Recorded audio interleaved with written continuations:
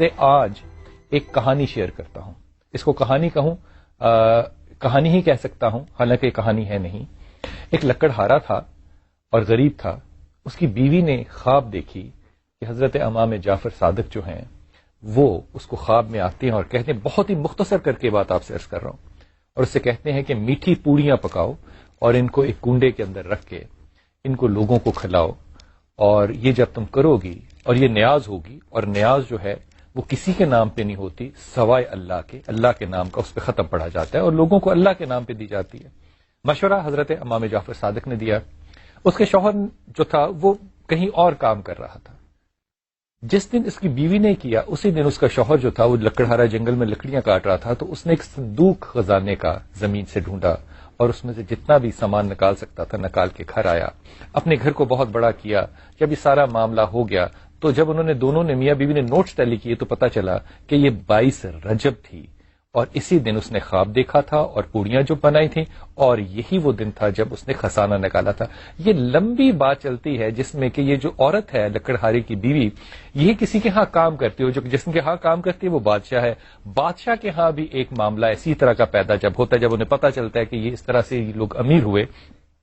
وہ لوگ بھی ڈنائل میں جاتے ہیں. جب ڈنائی کرتے ہیں تو بیٹا بھی گھر سے بھاگ جاتا ہے، اور ایک مشکل میں سے نکلتے ہوئے جب وہ بھی یہ نیاز دیتے ہیں تو ان کا بیٹا بھی واپس آتا ہے اور اللہ تعالیٰ ان پہ باقی نعمتیں بھی بھیجتا ہے. خواتین و حضرات، یہ ایک ایسا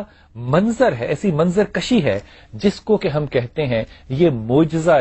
امام جعفر صادق ہے. اس کو معجزہ تو نہیں یوں کہا جا سکتا، جو لکھی ہوئی کتاب ہے، جو کہانی ہے، اس کو معجزے سے اس کا معجزہ، اس کا نام رکھا گیا ہے. اسی طرح ایک دوسرا معجزہ بھی جو بہت ہی مشہور ہے وہ ہے معجزہ بی بی فاطمہ سیدہ کا، جو کہ صرف خواتین بیٹھ کے پڑھتی ہیں. ایک زمانہ تھا خواتین حضرات کہ میں ان معجزات پہ خاص طور پہ جو امام جعفر کا ہے، یہ تو میں نے پڑھا نہیں، میں نے اپنے بھائی سے سنا، اور بی بی کا جو معجزہ ہے یہ میں نے جہاں میں رہا کرتا تھا وہاں بہت پڑھا جاتا تھا اور خواتین خاص طور پہ پڑھتی تھی، اور بی کا میل مجھے اس بات پہ بڑی حیرت ہوتی تھی کہ ہم کیوں نہیں کھا سکتے. یہ میں اس بات پہ شدت سے ریئیکٹ کرتا تھا. لیکن ایک زمانہ آیا خواتین حضرات، 30 سال کے وقفے کے بعد، جب میں ایک ایسے شخص سے ملا سعودی عرب میں جو کہ آرکائیوز میں ایک سپروائزر تھا، پاکستان آرمی کا ریٹائرڈ میجر رضا گیلانی،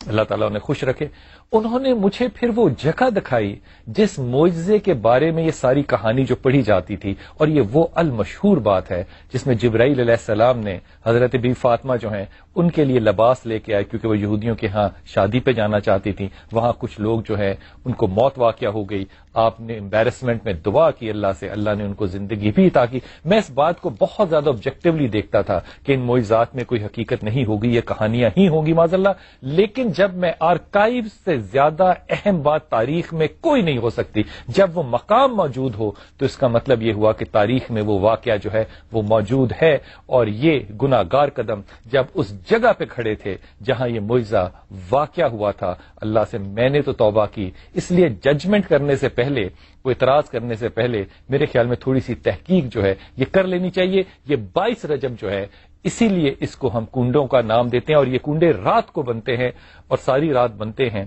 اور پھر صبح فجر کے بعد نماز کے بعد ان پہ ختم پڑا جاتا ہے اور ان کو گھر میں بیٹھ کے کھایا جاتا ہے، اس لیے کہ احترام اور عزت کے ساتھ اس کو لوگ جو آئے ان کے لیے نیاز جو ہے رکھی جاتی ہے. خواتین حضرات، یہ سارے معاملات جو ہیں ان پہ صرف ایک جملہ کہہ کے سدرا آپ کے ساتھ کال پہ جاتا ہوں.